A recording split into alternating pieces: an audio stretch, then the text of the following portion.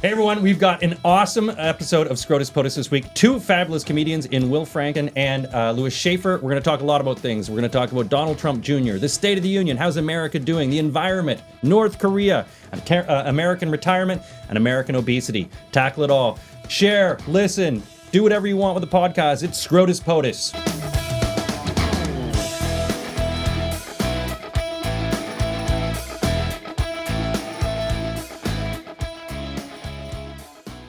She was working at Hooters when I met her.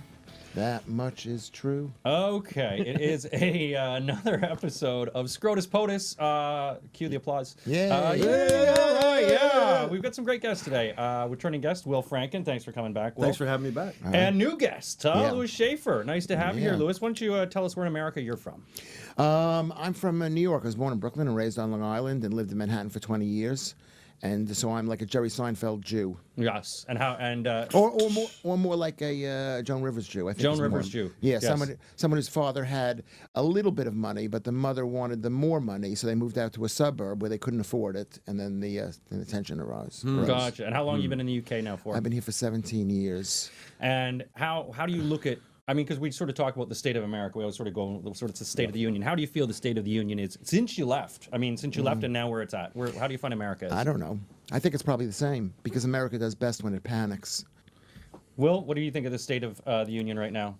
I think it's okay. I mean, I'm still happy that Trump's in. I think he's doing a little bit too many of the chess game stuff that people, he's just playing chess. He's playing chess. I just wish he'd be much more direct about the nationalism, so we just know that he's on that. And I think if he just says it loud enough, people will just eventually get on board with it. Well, I mean, he's tweeting. That's pretty loud. I mean, he's using Twitter unlike any other sort of president has, and he's using a device, a corporate device, unlike anyone else has ever done. I wish he'd stopped that though. To be honest, Right. I'm not a fan of Twitter myself. I think it just reduces everything to one-liners and insults. Yeah, and I don't mind him insulting people. I find that endearing about him. I just wished I wish he wouldn't use that platform. I think he gives that platform too much legitimacy.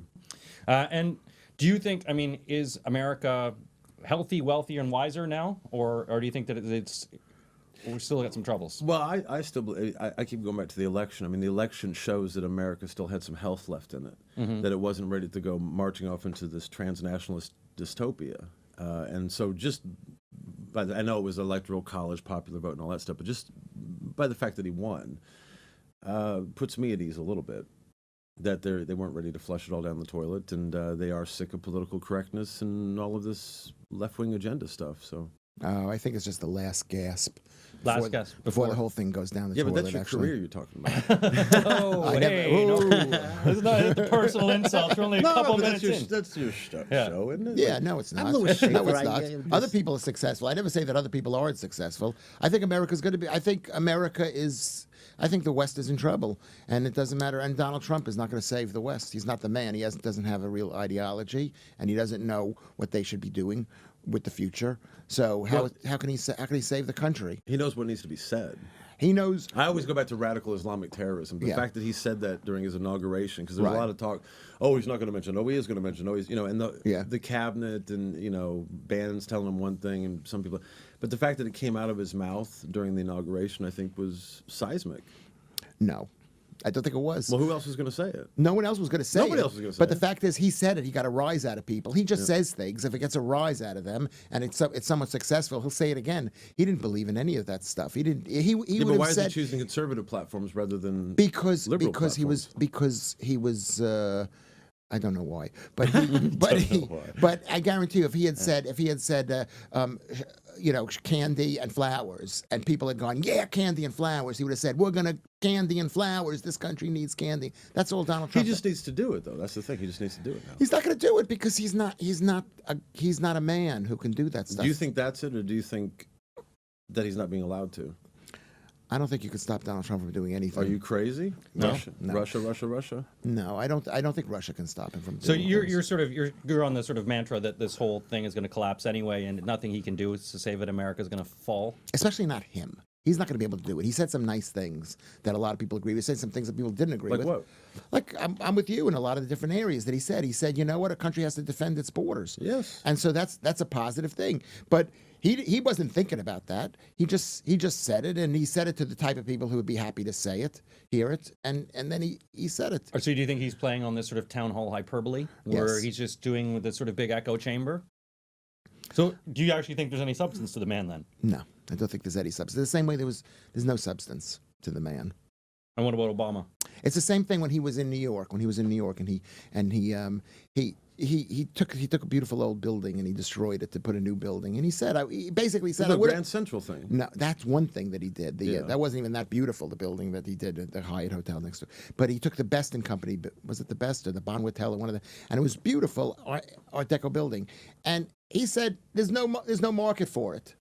Okay, he didn't care. He didn't care one way or the other where they But say. there's something about the American spirit. Yeah. That I think, and I don't want to talk about William Blake too much, but I have been doing that documentary on Blake, and Blake Right. wrote this great piece on the American Revolution, and for him it was about Yeah.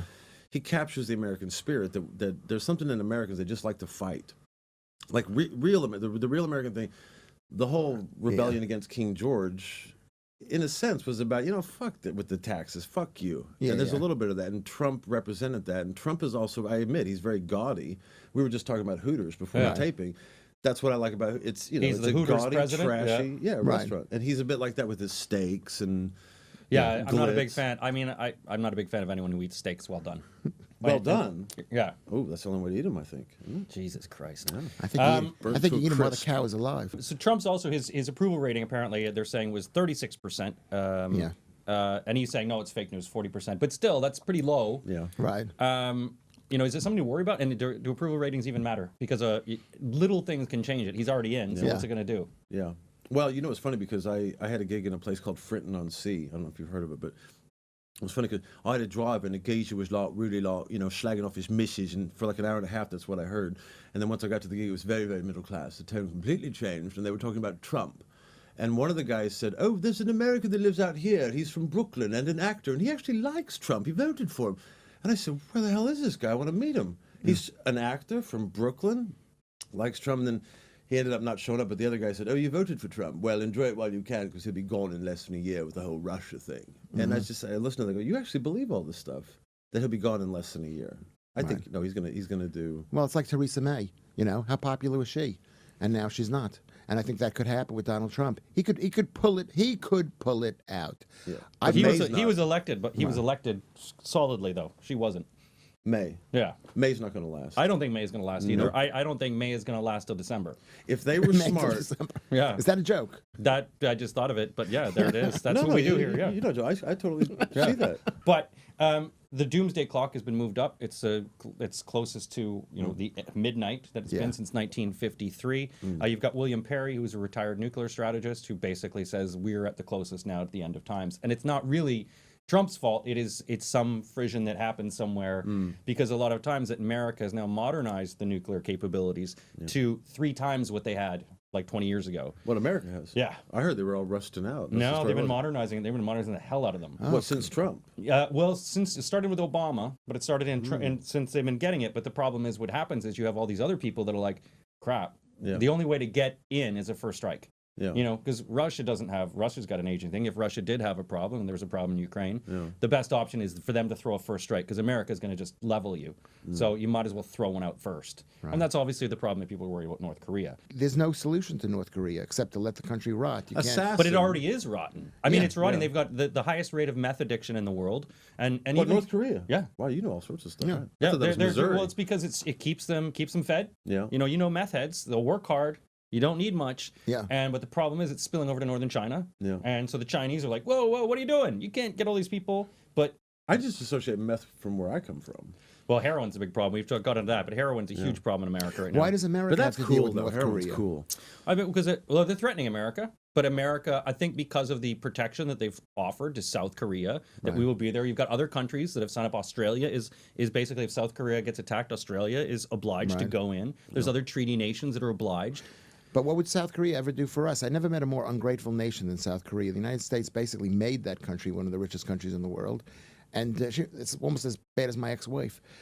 Okay. Well, hey. Sorry. But I mean, That's not even true. I That's just had to also bring her so. in. That's another thing that Trump is big on. Trump was addressing it, and he was addressing the $40 billion trade deficit. Right. He's like, we did build this up, but now they're taking advantage of us. There's $40 billion in trade. Is that what South Korea said? No, That's what Trump said. That's what Trump said. Yeah. God bless the guy. God bless him. Yeah, God bless him. And so he's like, and He said, "Why should we defend you when you're sitting on our cash? Why should we be spending our money?" This has been going on. I'm not as old. I mean, I'm old, and I remember thinking about this about 40 years ago. I was saying, "Why should we defend the world? Why should America defend the world when they're making money off of us?" yeah. You- Well, I mean, then there's it's the not other. just like my ex-wife. Hey. No, sorry. The other side of it then is too that the conspiracy, the saber rattlers might say is Trump using the North Korean initiative as a means of negotiating the South Koreans, basically saying, look, we're here, Yeah. He's using the threat of war and sort of the saber rattling of them, basically to say, look, we're here to protect you, but this $40 billion is got to get fixed. Well, do you know something? If he's doing that, more power to him. Well, I don't necessarily know if that's the case. No, if he, I mean, North because Korea's been a he is- problem for he- a long time before he came into office. I know. I'm not saying it's not a problem. Yeah. But But, it's- but if he's using the North Korean problem to get money out of South Korea or to reduce America's balance of trade deficit, then I say that's actually smarter than I thought. He was Well, capable I think a lot it. of people are sort of underwhelmed or surprised just how actually. I mean, he's a businessman. He's a negotiator. Yeah. He's Yeah. he's in his 70s. He's been doing this for a while. Yeah. So he's if you've read his books, he's it's the whole sort of gameplay Not that he quite does. as successfully as he gives the impression of. No, of course What not. are you talking about? I mean, he's not. How can you say that? No, I could say that because somebody like me knows unsuccessful. He's not quite as successful. So you think he's an unsuccessful man? I think it's like my the old Jewish saying is, how do you make a small fortune? Start with a big one. Let's get into Donnie Jr. So Donnie Jr., Donald Trump Jr. Yeah. is what he did wrong. It's not, And is he did what he wrong? And is it, because everyone's saying was this wrong? Should he have done this? it's not illegal. If you're talking like legalistic terms, no. I'm not a lawyer. All I know is this: is that You're Jewish. Donald Trump is a very good father because his children are almost identical to him. And that's a sign of good parenting. And you're a Yes. parent. Okay. When you have a child and when they start imitating daddy, it means that daddy's giving them a lot of love. So I got to give that guy credit. It is. I agree with you. Everything I've seen with him and his grandkids, that's to me when you got a good heart. Yeah. Yeah. A lot of it that starts right there, and there's a lot of, as we say, people that you've seen in politics that you sort of look, and I've known a few of their kids where the kids hate their dads, Yeah. or they're suicide and drugs and everything like that. Because as you say, Yeah. and it could be that he comes from outside of politics. I'm not sure because look at Rudy Giuliani. I mean, he was a prosecutor, and you do his New York City mayoral inauguration speech, and his child is running rampant, bad parenting, and Donald Trump is a good parent. Yeah. Is a good parent, but will he be? Remember, up until about 6 months ago, the United States wasn't at war with Russia. Yeah. I mean, we are now. Yeah, but you know why? Well, you know why. Because Why it was what? invented in October when it became Yeah. apparent she was going to lose. Yeah, So is that what you're saying? yeah, that's what I'm saying. Oh, good. I'm Thank saying you. that people didn't hate the Soviets. No, they it was didn't brand- hate it's the brand new. Russia. Brand Right. But and then so you have this. I mean, he basically said, so he takes an email. This person says, I've got dirt. Great. Yeah. That's great. Let's set up a meeting. Sure. Even Trump and everyone's verified. They go to the meeting. It turns out like Jared Kushner walked right out as soon as he got in there because it turns out it was this woman wanted to restart that Russian adoption program that Putin shut down. Yeah. So it's like, hey, Right. how'd you like to adopt our kids again? It's Yeah. like, I thought you had dirt. Oh, no, we got dirt. But what about the kids? Yeah. Once you adopt 100 kids, then maybe we'll tell you something. Yeah. So, but everyone's now, you've got all these people leading and going, well, it could lead to impeachment. It could, and it's like, Yeah. how can that be that bad? I mean, he's looking for dirt. He was trying to help his Well, dad I mean, look it's for just you got 300 million people in America, and it's just if you get out there with the memes quickly enough. I mean, like people like the guy at Frinton going, "Well, enjoy it while you can because of the whole Russia thing." And it's you hear these people, you don't even care. You don't really care about the Russia thing. Nobody who goes on about Russia really cares. Yeah, but they didn't care about Monica Lewinsky either, and they impeached the guy over that. Well, Yeah, I- but that I was did getting a in this- blowjob in the office. That's different. If Trump Yeah. got a Yes. blowjob in the office and lied about it, I think a lot of people it's time to go. Forget about it. Yeah, And especially is when you that see is his- that worth than being a traitor to your country? if indeed the man is a traitor, but is he a traitor for wanting? Someone says, "Hey, we got some dirt." And interesting enough, Putin or Russia, or if you saw, Trump was on the Air Force One, and he had this talk with all the journalists. Yeah. And at first they said, okay, this is off the record. And then after the talk, I guess Trump was so nice. All these journalists were like, oh my God, he's really funny and outgoing. Yeah. But Trump said, look, I was told that I was not supposed to talk about this. And people said, oh, you won't approach Putin. And he said, look, I knew I had to do it quick. So I did within 25 minutes. I asked him. Yeah. And he said point blankly, no. And then, so I said, a couple minutes later, I figured out a way to ask him again. Yeah. And again, point blank, no. Yeah. And then he says to the journalist, he goes, what point? Like, what point do I go? He goes, dude, do you want me to get in a fist fight with him? Yeah. Yeah. Like, Yeah. and you go, look, I've asked the guy. And then he said, interesting enough, a Russian guy came up to me later and said, look, if we did it, you wouldn't know. Right. Yeah. And Trump's like, yeah, I think that's pretty interesting. Yeah. Like, Yeah. if you did do it, we wouldn't know if you did it. And also, do you think Putin's going to admit that he did it? He's the No, guy, of course not. He's a spy. Yeah. But I always had this thing about, like, I had this girlfriend one time, and she was always, I never cheated on her, but she was persistent that I cheated on her. And when a woman comes at you enough and consistently with this bullshit, you start to act nervous. I'm one of those people. I just start to, my head twitches, and I'm like, I told you I didn't, and I won't make eye contact, and then I know I didn't cheat on her, and I think that's what's going on there. It's like, what else do you want me to? How much can I prove that this didn't happen? It's not up to the president to ask. The president just meet the guy and tell him what he's going to tell him and find out what he's going to tell him. I am all for a strong. I'll even throw the UK in there. UK, US, Russia alliance. Right. I am totally in favor of that. Anytime everyone gets along, it's always a good thing. Absolutely. Not to mention though, if you got a nationalist Russia, and I know that word means Nazi now, but actually it means somebody who believes in, the spirit or culture of their nation. If you have Russia's, that's why they don't like Russia. Putin is a nationalist.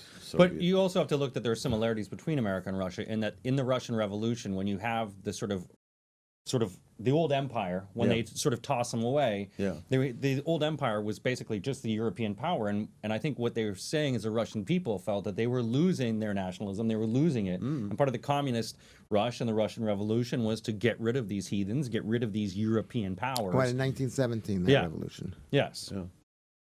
So it was because of all the ties, and you've got this sort of ideology of communism, these new ideas that we can take care of everyone, and then you realize, corruption and people are just by nature assholes. I think you're looking at those people through our eyes. They're not like us, the Russians. How could you even say that? They're not like us. What are you talking about? They're not like us. They have no natural defenses. They're a jittery race of people. They are in a flat plane.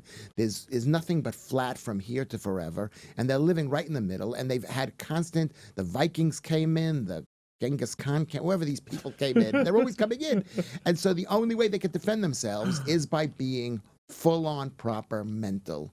And acting mental. They don't care about acting mental. They don't care about acting belligerent. They just want to act strong. It's not like America, which is nice. Let's be nice to people. It's not like that. No, America's about fighting. It's also about being nice to about people. throwing down and it's about scrapping. giving. It's about giving people their freedom and giving people food and a bit fighting. Well, Sting would ask, do the Russians love their children too? Of course they do. Of course they love that. That's one of the most. Do they though? Of course they. I mean, love that. you're making it sound like they're totally different, and they don't. No, know they what are different. Arms and legs. They are different, but they love their children. The question Sting should have asked is, do the Russians love our children? And they don't. They don't love our children. Well, They love their children. well, I'm not saying they're going to kill our children, but they're not thinking about our children. You're speaking very collectively here. I am- For a man I'm- who does not like Russians. You're I'm very speaking. collectively. I'm speaking collectively for myself, for me, myself, and I. Yeah. Well, okay, let's move into another country then, because we've got Macron, the president of France. He's 39 years old, pretty much the same age of Trump's kids. Yeah. And from all accounts and from everything, aside from what he maybe said to the president's wife, which could have been taken out of context, all accounts, it's turning out like a very good trip, and it's almost that France is building this new bridge that could be the new special relationship from this whole trip. Any thoughts of Well, it him? makes me a little bit nervous because I was a Le Pen fan. Okay. And then I thought, okay, so 2016 they let us have Brexit and Trump, but they're not going to let us have Wilders and Le Pen. That ain't going to happen. It's like not a third time. So Who is they? the powers that be, whatever. They're going to double down, make sure Right. Le Pen doesn't make it number 3, or that would have been Wilders number 3. But Macron, I don't really follow him that much, but I'm a little bit skittish of the fact that he says, because again, one of the most revolutionary things Trump said as well was, we're going to defund the United Nations of billions of dollars of this climate change nonsense. And I just thought, wow, that's I never thought we were going to break out of that stupor. So when he's hanging around with Macron, he said, well, we'll talk about the climate thing. I thought, no.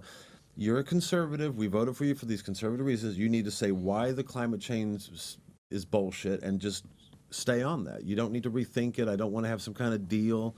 Like, let's get done with it. So I'm a bit nervous about that. I don't want the Macron thing to. Well, Macron said he said I'm the new bridge to Europe, or I'm the bridge to Europe through him. He listened to me. They talked global warming. He tried to charm him on it. Trump basically said Paris Accord sucks because you've got India and China have no limits and they can just keep dumping and polluting. So why would we want to do that? Why would America want to lose to a competitive advantage to them for economic and for steel and for everything else? If they're not, we're happy to keep limits, but it has to be limits. I think the problem. Go ahead. Go ahead. I think the problem with Trump is he didn't get a consensus in his own country for this move. He just said, "This is what we're doing. I'm the president, and But the this is what we're Paris doing." thing. Isn't the Paris thing. consensus his election though? No, it wasn't his election because most people, even there's though he no was consensus elected, in the science either, there's by the no, way. there's no, no, I know, but there's no consensus among Americans that we should eliminate the Paris Accords.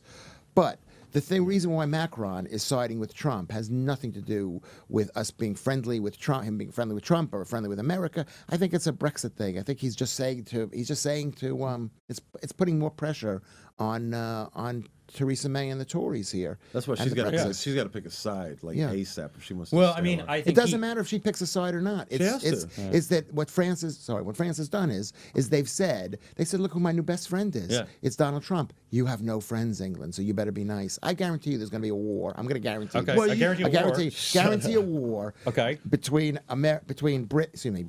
Britain and Europe. You gotta- within 6 years. It's gonna be 6 a war years, a between war. you and 6 me. years. Yeah. A war. When Britain says we're not giving you the money.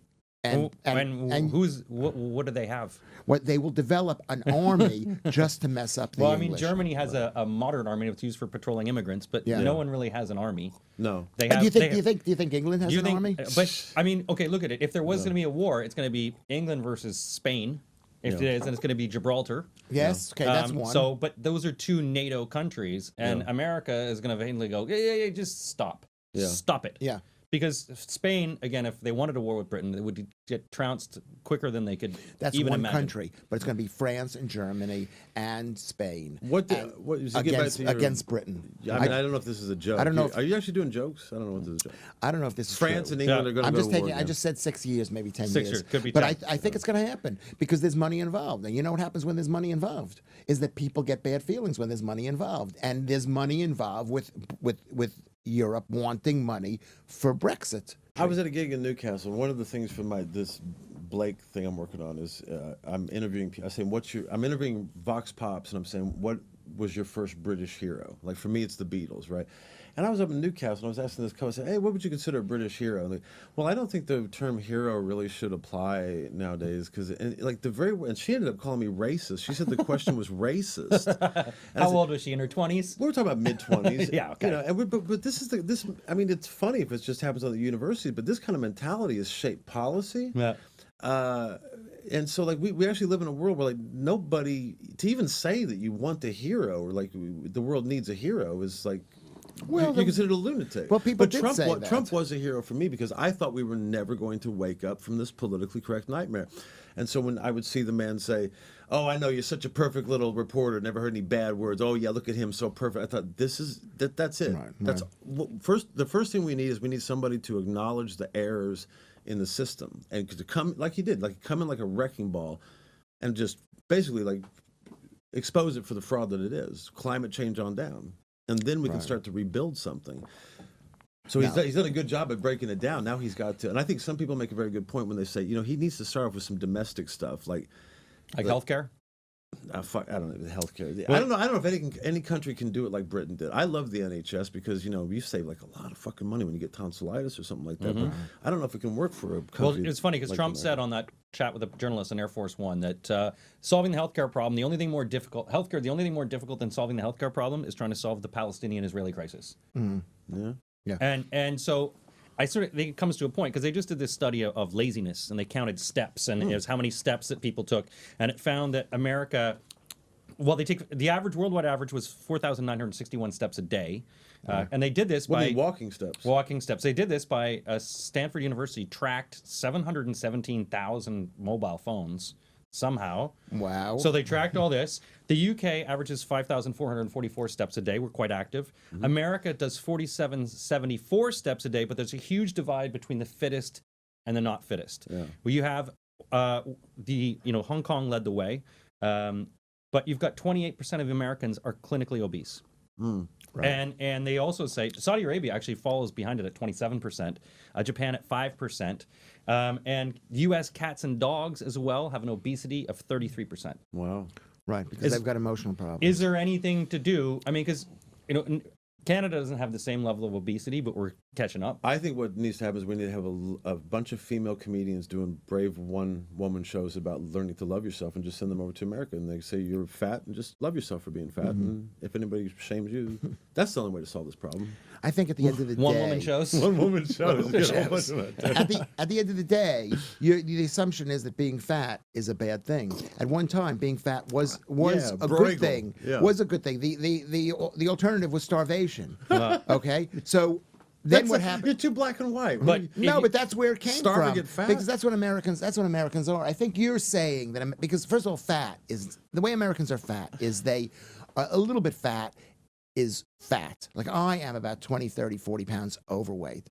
And most Americans would have said, hey, I'm 40 pounds overweight. Why not be obese, make it a world sport and become Just competitive eating, like the Competitive Homer eating. Simpson. I'm just going to get fat, and I'm just going to go obese. You think that- go obese, exactly, like Homer Simpson. But a little, but a little caveat there. Yeah. You're talking about. So you're saying that America shames people out of fatness more so because I think you're talking about the cities. No, fat was a good thing at one time. Yeah. And the way Americans did it is they took it to a higher level. Like they do everything is to a higher level. mean the fatter? When thin is a good thing. Yeah. Americans, and now they're taking it to it. The actual, I've read that the number of people who are obese has gone way down. It's in the cities. Apparently, it's going down. In the Yeah. rural Exactly. and the southern parts of the states, it's going way up. Yeah, And but why, it's good. and But why eventually, is that? Because So New York, because there's not enough meth in there. No, so because this- the snobs that run the cities and the media dictate the whole. You're Yeah, not and a beautiful eventually it'll hit the countryside. And people and like then people there'll be where a I'm point. from, they go to Taco Bell and they But die. that's a temporary thing because they're behind the trend, behind the curve. Yes. Eventually, Americans will get super thin. It'll be a problem. There'll be the problem of obesity or something. I don't know what the word. Obesity. But okay, I think a lot of times what I see it as obesity is linked to poverty. It's linked to economic because a lot of times people that are from a lower income they can't afford to buy all the food, all the fresh ingredients, so Yeah. go to McDonald's. No, that's not true. No, I What it agree. is people used to be fat. The President Chester Arthur He was a fat. he was fat. They were Taft. fat. No, Taft. Taft. And He was Taft huge. was My fat. God, But in this those days, it was considered to be a good thing. It was a sign of wealth. Now, No, because everybody thought Taft was fat. You got to go back farther to Bruegel.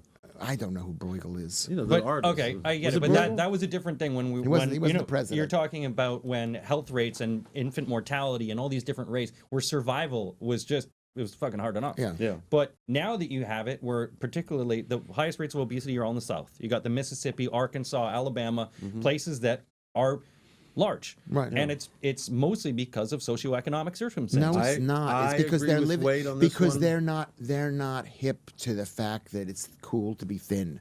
That's what it is. Yeah, but and this is- eventually they will be. It's So just, you think that people down in those areas just don't think about health as much?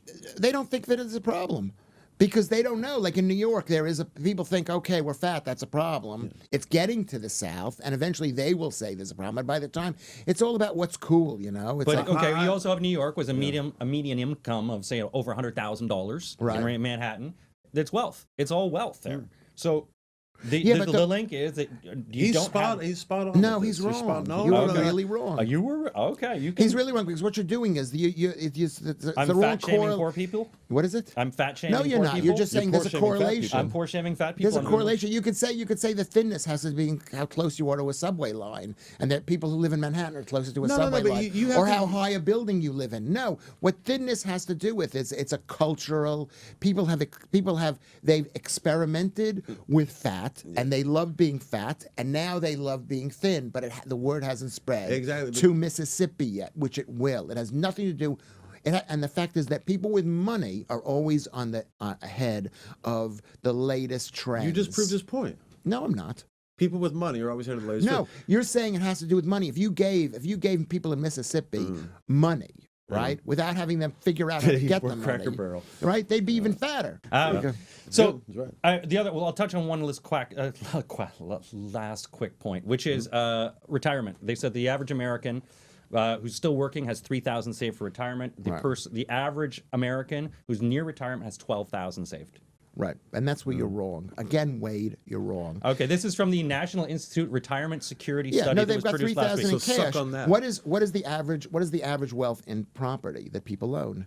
Okay, could it be 100,000? Every person has the average. You're right. So okay. it was taking into account all of their bank accounts, the savings, and all the money that they had in their accounts. But it doesn't include the house that they have that they could probably get some equity out Do of. you honestly think that somebody owns a house that's worth that much is only going to have $3,000 in the bank? They might. They don't Of have course a they house. do. Okay, well, yes, how, they do. how about this? Here's another fact No, that came that's out of the this. average amount. Come The on, average- outside now. Let's the go. average. They also say that 6 out of 10 Americans do Yeah. not have enough to cover an expense between $500 and $1,000. Yeah, and I agree with that. I could see that. But is that a problem? Because at retirement, the average, and I looked this up, is the average American receives $1,360 a month from retirement. Social Security. from Yeah, the Social maximum Security. they can reach is $2,500. Right. Yeah. Okay. So the average is 1,300. So in order to have put money aside at 5% interest rate to get $1,300 a month, all right, would have to be over $300,000. Okay. So the average American is guaranteed $300,000 worth of savings just for living. Okay, he doesn't have to put that money aside. Anybody can live. Yeah. Just live. The average American has no money, no money in their pocket, but they're going to be getting $1,300 a month, and they have their house. Were you talking about $3,000 a month? 3,000. Or just that's it? total. 3,000 total. No, that's nothing. But $3,000 a month, I could live off that.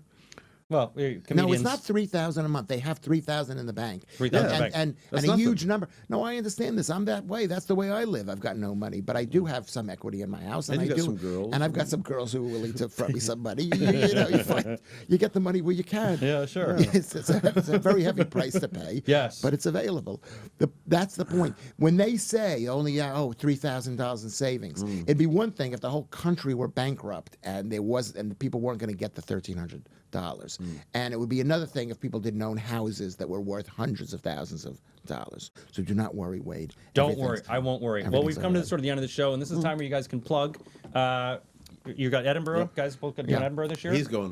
You're not? I'm going to Edinburgh. I'm doing a show where I take, I've got 23 letters that my mother had sent to me when I first moved to the UK from New York, and I never opened them. Why didn't you open them? Well, we're going to find out why I didn't open them. And the show is Okay. called Louis Schaffer, Unopened Letters from My Mother. And I'm going to open the letters and read the letters and try to make something funny out of it. And I Okay. don't think that that's going to be possible. Well, I think so. Will, what do you got going on? Red, White, and Blake documentary. It's a documentary about William Blake, and nearing the end of it, we're off to shoot a few scenes today, and hopefully have it released by the 12th of August, the anniversary of his death. Are you going to be going to Nunhead and to go to Peckham Rye Park? I where am, indeed. You are. And if you know of any 8-year-old boys that would like to play young William Blake, because he has this vision of the angels in the trees. Okay. It's Well, right- we'll right in- end on right in my solicitation of town. children. Thanks a good. lot for listening in, guys. Thank you, Wade. Thanks for being in, guys. No Thanks a worries. lot. Sure.